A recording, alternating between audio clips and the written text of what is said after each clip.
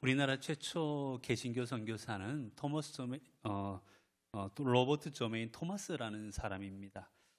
한 140여 년 전에 이 한 26살의 젊은 나이에 우리나라에 왔던 청년의 이야기인데요.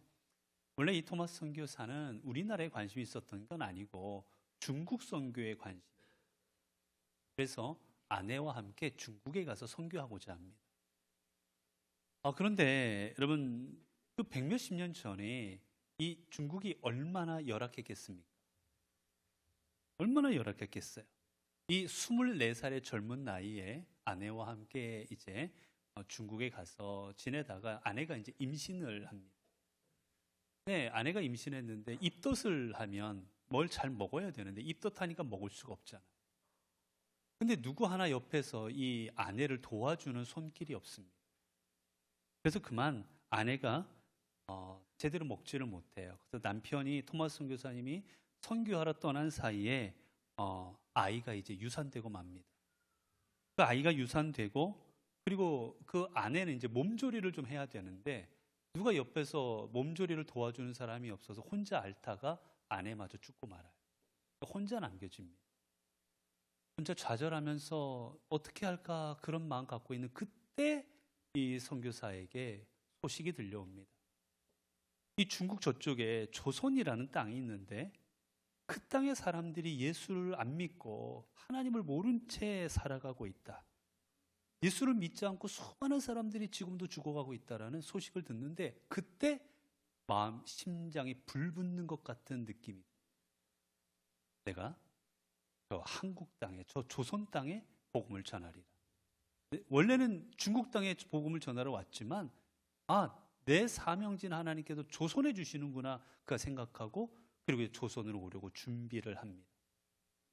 그리고 이듬해 1866년에 이제 드디어 제너럴 셔먼호를 타고 대동강 쪽으로 해서 우리나라에 들어옵니다. 근데 그때만 하도 우리나라가 쇄국 정책을 할 때입니다. 우리나라가 외국의 문물을 받아들이지 않을 때였어요. 그때 또 전쟁도 있었고 여러 세적 상황이 좀 복잡합니다. 결국은 배가 들어오는데 이 제너럴 셔먼호에 한국 관원들이라고 해서 배에다 불을 지릅니다. 정박해 있는 배.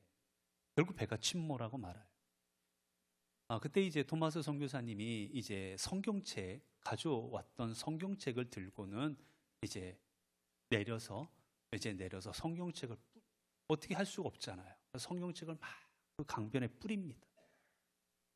성경책을 뿌리고 그리고 그곳에서 이제 붙잡혀요. 그리고 붙잡히는 그 자리에서 순교당합니다. 그때 선교사님이 가지고 있던 성경책이 있었는데 이 성경책을 자신을 죽이는 박충권이라는 사람한테 전해줍니다.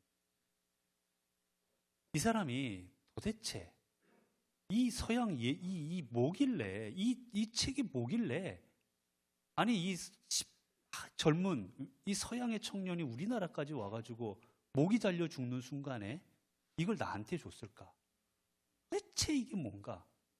집에 가서 읽어보기 시작해요. 결국 우리나라의 1호 장로가 됩니다.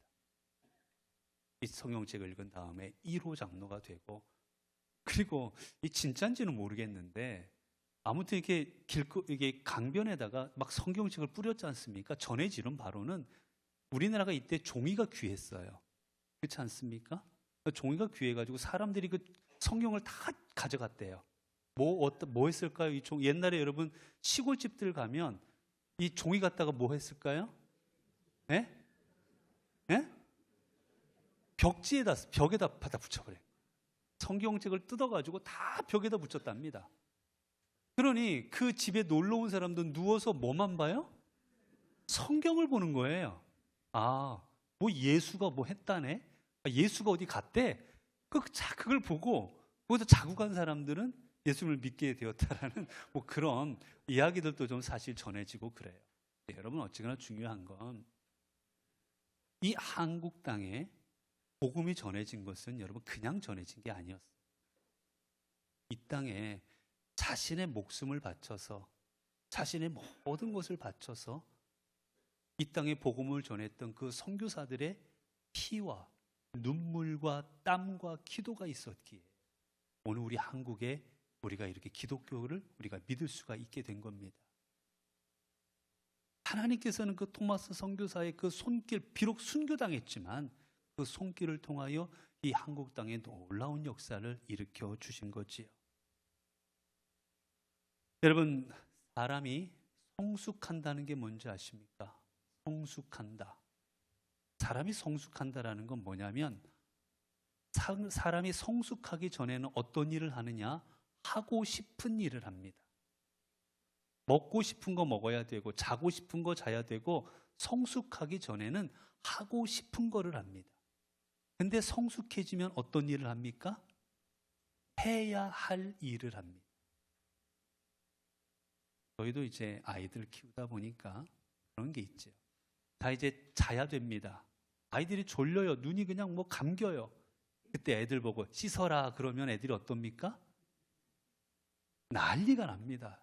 졸려 죽겠는데 씻으라고 그런다고. 자야 되겠는데. 그렇죠? 여러분, 어렸을 때는 하고 싶은 일을 해야 되는 거예요. 먹어야 되고 자야 되고. 그런데 성숙하고 나면 졸려도 씻거나 자기가 해야 될 일을 하는 겁니다. 마찬가지예요. 여러분, 교회도 마찬가지입니다. 성숙한 교회는 어떤 교회가 성숙한 교회입니까? 해야 될 일을 하는 교회입니다. 그럼 우리 교회가 해야 될 일이 뭐겠습니까? 오늘 본문 한번 보시죠. 오늘 본문을 보면 2절입니다. 주를 섬겨 금식할 때 성령이 이르시되 내가 불러 시키는 일을 위하여 바나바와 바울을 따로 세우라 하시니 이에 금식하며 기도하고 두 사람에게 안수하여 보내니라.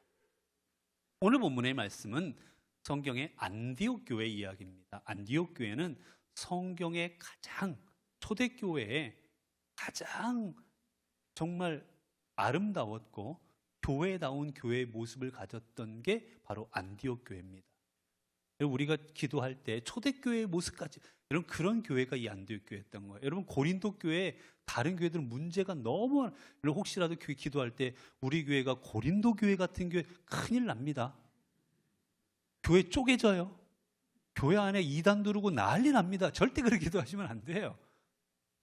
초대교회 엄청 문제가 많았어요. 이단 문제, 뭐 별의별 문제로 교회들이 얼마나 힘들었는지 모릅니다. 그런데 그 중에 정말 아름다운 모습을 가졌던 게 본문의 안디옥 교회입니다.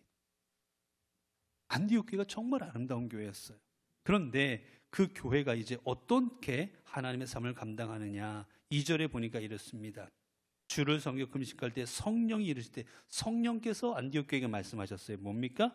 내가 불러 시키는 일을 위하여 바나바와 사울을 따로 세우라 하시니. 바나바와 바울을 따로 세워서 뭐라 하십니까? 우리가 뒤에 알지만 이들이 뭐를 떠납니까? 선교를 떠나게 하십니다. 바나바와 바울은 안디옥 교회 누구였을까요? 바나바 바울은 안디옥 교회 누구였을까요? 죄송한데 목회자입니다. 이 교회 책임지고 있는 목회자였어요. 목회자 둘을 지금 보내버리라는 겁니다. 지금 선교 위해서. 그럼 이 교회는 누가 책임집니까? 없어요. 이 교회 지금 아무도 목회자가 없어요. 그런데 주님은 지금 목회자 2명, 바나바와 바울, 이 목회자 2명을 보내버리라는 겁니다. 안디옥 교회 입장에서는 청천벽력과도 같은 한참 교회가 지금 부흥하는 중입니다. 바나바에 의해서 바울에 의해서 교회가 막 부흥하고 있는데 하나님께서는 둘 다 선교로 보내버려라 하십니다. 이 일을 어떻게 감당해야 됩니까? 그런데 어떻게 합니까? 이 안디옥 교회는 둘을 선교사로 파송합니다. 왜요? 이 일을 지금 누가 명령하셨습니까? 성령께서 명령하셨기 때문이에요. 여러분, 우리가 선교의 삶을 감당하는 것, 그건 누구의 명령입니까? 성령의 명령이십니다. 이 땅에 땅끝까지 이르러 복음을 전하라는 것은 누구의 명령이십니까? 주님의 명령입니다. 선교는 해도 되고 안 해도 되는 사명이 아니라 하나님께서 이 땅의 마지막 날까지 우리에게 주신 귀한 사명입니다. 그렇게 우리가 다른 사명들도 다 감당해야 됩니다. 교육도 해야 되고 예배도 드려야 되고 다 해야 돼요. 근데 그 중에 하나가 뭡니까? 선교입니다. 하나님께서 우리에게 선교를 하셨기 때문이지요. 그런데 제가 여러분 여기에 오늘 꼭 이 본문을 택한 이유가 여기 있습니다. 자, 선교를 떠납니다. 그 선교 떠나고 나면 선교비 챙겨서 잘 갔다 오세요. 자, 잘 갔다 오세요. 빠이빠이 한 게 아니에요. 어떻게 했습니까? 3절 한번 같이 읽을까요? 시작. 이에 금식하며 기도하고 두 사람에게 안수하여 보내니라.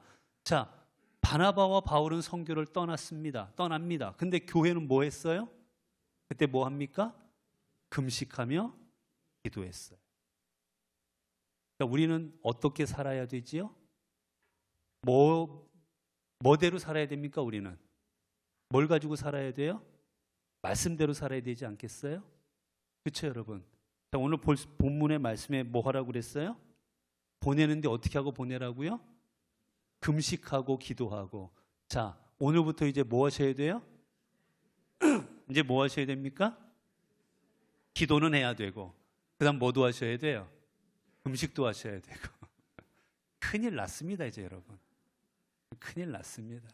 자, 여러분에게 드리고 싶은 말씀입니다. 여러분, 보낸다고 끝난 게 아니었어요. 안디옥 교회는 자신들이 파송하는 바나바와 바울을 위해서 금식하면서 기도했던 겁니다. 그 무슨 얘기입니까? 간절하게 기도했다라는 거예요. 우리가 파송하는 바나바와 바울이 가는 길이 얼마나 험할지 모릅니다. 강도를 만날 것이고 가서 대적하는 사람들을 만날 것이고 사단들이 저희들을 유혹할 것이고 수많은 일들이 있을 텐데 하나님 저들을 도와주옵소서. 이겨내게 하시고 복음으로 승리하게 하시고 저들이 가는 곳마다 하나님 나라가 선포되게 하시고 주님의 역사가 나타나게 하여 주옵소서. 그들은 기도했어요. 이게 바로 안디옥 교회의 위대함입니다. 저는 우리 교회가 이제 선교의 귀한 사명을 감당하고자 합니다. 이 사명을 감당할 때 우리 선교팀도 열심으로 기도하고 준비하고 감당해야 되는데 또 중요한 게 뭐냐? 우리 선교팀을 보내는 교회가 뭐를 해야 됩니까? 뭐 해야 돼요? 금식은 빠지셨네요. 기도해야 됩니다. 여러분들은 기도해 주셔야 돼요. 우리 선교팀이 선교 가서 그곳에 수많은 어려운 일도 있고 힘든 일도 있을 터인데 그 모든 일들을 주님의 이름으로 이겨내게 하여 주시고 그곳에 선포하는 복음이 열매를 맺게 하여 주시고 하나님 나라를 증거하는 도구로 온전히 쓰임받게 해달라고 우리 선교팀을 지켜달라고 주님 앞에 여러분들은 그 기간 동안에 기도해 주셔야 됩니다. 이게 바로 여러분들의 사명입니다. 우리 교회 이번에 하나님께서 허락하신 태국 선교를 통하여 땅끝까지로 복음을 전하는 하나님의 귀한 사명을 태국에서 그리고 교회에서 온전히 감당하는 우리 연포교회가 되어줄 수 있기를 바랍니다. 기도하겠습니다. 은혜로우신 아버지 하나님 감사합니다. 우리 교회가 하나님 주님의 명령에 따라 땅끝까지 복음을 전하는 이 사명을 온전히 감당할 기회를 주시니 감사합니다. 2024년 우리가 이 선교의 사명을 감당하며 한 해를 열어 나갑니다. 주님, 이 사명 주님이 주셨사오니 하나님께서 준비하는 과정부터 모든 걸 이끌어 주옵소서. 특별히 이 사명을 통하여 하나님의 나라가 선포되고 하나님의 복음이 선포되는 귀한 역사가 있게 하여 주시고 하나님 이 사명을 감당 우리 대원들 영육간의 강건함으로 지켜주시고 하나님 무엇보다 하나님의 그릇이 되어서 주님의 도구가 되어 온전히 쓰임받는 우리 모든 팀원들이 되게 하옵소서. 우리 교회는 하나님 그저 보낸다고 끝이 아니라 예산을 지원했다고 끝이 아니라 우리 하나님 안디옥 교인들이 그러했던 것처럼 주님 앞에 기도하게 하옵소서. 주님이 함께하여 주실 줄로 믿습니다. 주님이 역사하여 주십시오라고 하나님 앞에 기도로 돕는 우리 동역자들이 되게 하옵소서. 그리고 태국 선교가 하나님께서 이루시는 하나님의 역사 되게 하옵소서. 우리 주 예수 그리스도 이름으로 기도드리옵나이다. 아멘.